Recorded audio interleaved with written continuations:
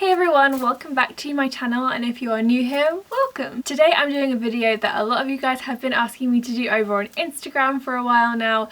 This is how my DCP roommate got termed. I know this is not clickbait, this is actually like true. Some of you are probably thinking like, but you love Kira, you went travelling with her, she was your DCP roommate. There was another one. So I should probably start at the start.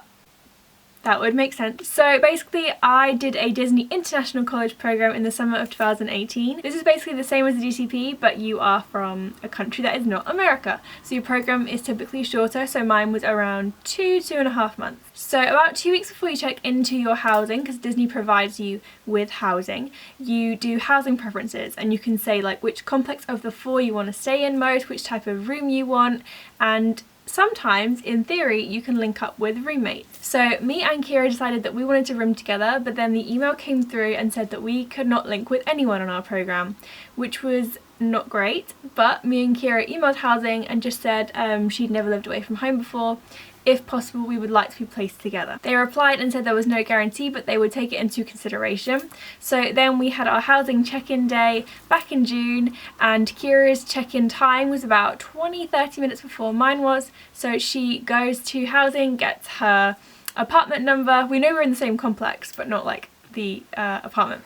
So she got her number, she told me what it was and went to move in, and she said that she was in a 2-bedroom 5-person apartment. So she shows up and she is in the room with a bunk bed and a single bed. So there was one space free and one was not, and that's the person we're talking about. So yeah, then about like 20 minutes later I got my apartment number, and thank goodness we were staying in the same apartment. So I was on the top bunk, Kira was on the bottom bunk. She got there first, so of course she was going to take it. And then on the other bed was this other woman. She was 36. So nothing against like the mature participants or anything like that, but that's just a fact, she was 36. So I came in and she was lying in her bed, and we need to give her a name actually, because I don't want to say her real name on here. What can we call it? So we're going to call her Anne. I don't know why Anne just popped into my head, but she is now called Anne. So Anne is lying there in bed and she introduces herself and says she's from a southern state. I don't want to like say anything about her actual identity because she's never going to watch it, but like I don't want to say. So Anne from southern state, and she's telling us about how she's on the culinary program. So she arrived about a month before us and would be staying until September. So we are unpacking, she's telling us about her life, and I was like, she seems a bit older, but I don't really know how old. And then she says it's her birthday very soon, and I was like, oh, how old are you? 36. That was a bit of a shock because most people on the program are around 19 to 23, thereabouts. So that was surprising, but anyway, she seemed very nice. And then me and Kira were unpacking, we went to Walmart, and then about an hour later I got a few messages from people being like, I think this is you on the Snap map. So Snapchat has Snap maps. I don't really use it much, so if anyone else doesn't really understand, apparently you can post something on your location for everyone in the world to see.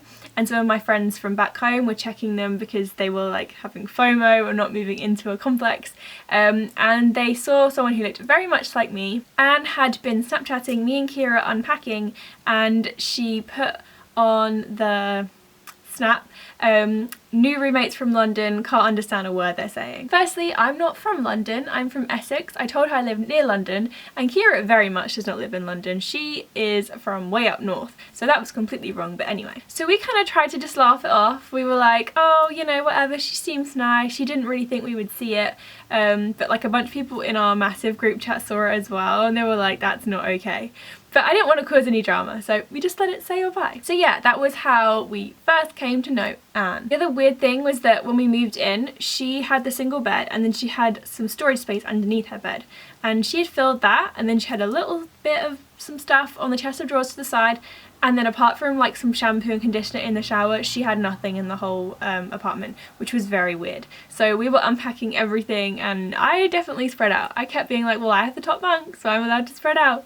So we put our stuff all over, made it look all cute and homely. I don't know what she thought about that, but she never said anything. So a few weeks go by, I quickly discovered that Anne does not leave the apartment very much. She told us that she had not been to the parks yet. She'd been there a month. We have free admission at Disney, so that was kind of weird. Every time I would come in, if she was not at work, she worked the same shift every day from 2 to 10 because she was culinary program.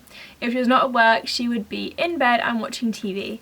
And the thing about Anne was she would watch the same movie on a loop without stopping it for like 3 days. Just keeps playing the same movie. We had Sex and the City, we had Coco, we had some other super random obscure ones. We even had some Christmas movies in like June, July. So she would just keep playing it. And I would get home from work at like midnight and she would be asleep and I would have to turn it off because she had just left it rolling. Then she started sleeping on the couch in the living room instead. So she could keep watching the movies at like 3 AM, which was, you know, considerate of her, but not when she was playing it super loud, so she may as well have been in our room. So then one morning I'm woken up at about 6 AM and she's sitting on the balcony, which is literally the other side of our window, so it's like she could have basically been in our room again. And she's yelling down the phone to her boyfriend, breaking up with him. I should probably also mention that she had 3 kids who were back home in the southern state, and they were with their dad, and this was like a different guy that she was dating at the time. So she was yelling down the phone, swearing all sorts. 6 AM, brilliant. This goes on for around half an hour. Of course I can't sleep. And then eventually I just get up and I'm like, I'm just gonna get on with my day. So then she goes back into our room later and goes back to sleep. Good for her. Kira gets up and goes to work. I'm sitting on the couch editing, and this is around 9 AM I guess, and then suddenly I just hear this massive scream and she slams our bedroom door and she starts throwing things around. So obviously, like, this is my room as well and Kira's. I was a bit concerned, so I opened the door. The other 2 roommates, the other 2 girls who were in our apartment, they were nice. They were American on the culinary program, around our age. We got along, we weren't like close friends.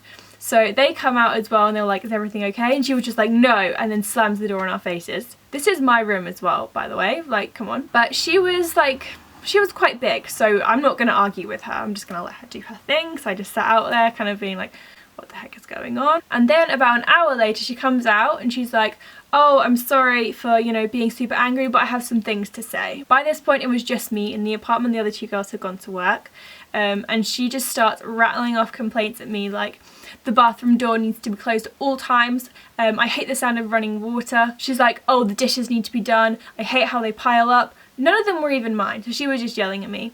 She was like, the closet light needs to be off at all times when we're not using it, because I know we don't pay for electricity bills, but like, it's annoying me. We need to stop having stuff all over the place. I mean, it's ridiculous, it's so untidy. Like, it wasn't even untidy. There were like occasionally little bits around because it's 3 people living in a pretty tiny room. Like, I'll insert a photo, it's pretty small. But yeah, she just kept complaining, but her main thing was like the running water, it needs to be turned off. And she was like, oh, when people come in for a shift at the end of the night, they need to be getting ready outside the room to not wake up people who are inside it. Firstly, how am I supposed to get ready outside the room? Do I just leave my pajamas like on the couch to wait to come in so I don't disturb Anne? And also, like, what about you playing the TV at any hours of the night? Are we not going to consider that? But I just kind of stood there and took it and was like, thanks for telling me. I didn't say anything back. I was just like, she's in a bad mood, she can just go off on one, whatever. So then after that, it was probably like maybe a day, and then she just disappeared. She was just gone for a solid week, which was beautiful. All her stuff was still there, but she was not living with us. The TV was off. It was perfect and wonderful. Then she came back. She just started sleeping on the couch full time pretty much. Then I went to like stay with my parents because they came to visit for a bit. So I was with them for a week. I come back and she is there. Then she disappears again for another few days. Then she comes back. It was very weird, like she wasn't really there much at all. And then one day it's about 2.5 weeks before the end of my program, so I'm sitting on the couch editing, which I seem to be doing a lot, when I go into our bedroom to grab something, I don't know what it was, and I see that her bed has been stripped. And I was just like, never seen her change her bed before. Is she gone? But like everything was gone from it. I go into the closet and all her stuff is gone. She's in the bathroom at this point. The suitcase is there and I was just like, is she leaving? So then I do a very unsubtle thing of grab my bed sheets and I go to wash them because I needed to wash them anyway, and I was like, I'm moving to the single bed, no more top bunk life for me. So I go run and change them, and then I come back to like kind of dry them, and she's just packing everything up. She doesn't say a word to me. So I'm sitting on the couch when she has started doing trips up and down the stairs, moving her stuff out of the apartment. She's blatantly leaving and she doesn't say anything. So then it gets to the stage when everything is gone apart from the TV. Surprise, surprise. So she is sitting watching TV literally next to me on the couch, and I'm just kind of sitting there like, is she gonna say anything? And then she gets a phone call, she answers it, and then she says okay, pretty much, like she doesn't really say anything. She hangs up, she picks up her TV and she walks out. And at that moment, Anne walked out of our lives. So pretty much it was sure that she had left, but I didn't really know the circumstances. I knew she missed a ton of work, so I would have assumed she would have been termed, but I was kind of like, I don't really know what's going on here.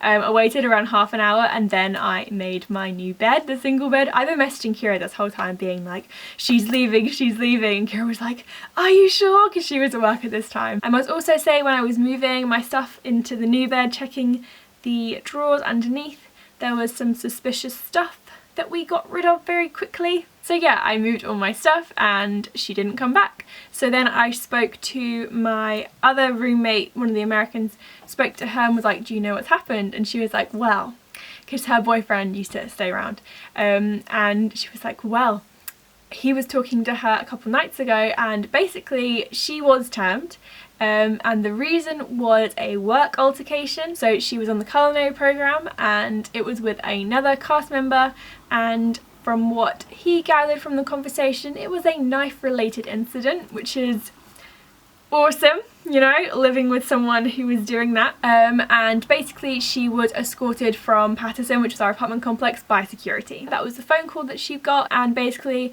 when you're termed, that pretty much means you're not going to be hired by Disney again. So that is a story of how Anne was termed from the Disney college program. I do not know it exactly, I just know that she was working in a kitchen, it was another cast member, it was knife related. I can only assume from the way she used to yell at me that it was a threatening kind of altercation. So yeah, that's pretty much the whole story. I wish I knew the exact details. If Anne wants to let me know. But yeah, it was pretty chaotic. We had the next 2.5 weeks of our program left of just me and Kira. It was super calm and peaceful, so much nicer. But that's pretty much the story. I hope you enjoyed this. If you want more videos like this, please subscribe down below. Give this a like if you enjoyed it, and I will see you in the next one. Bye!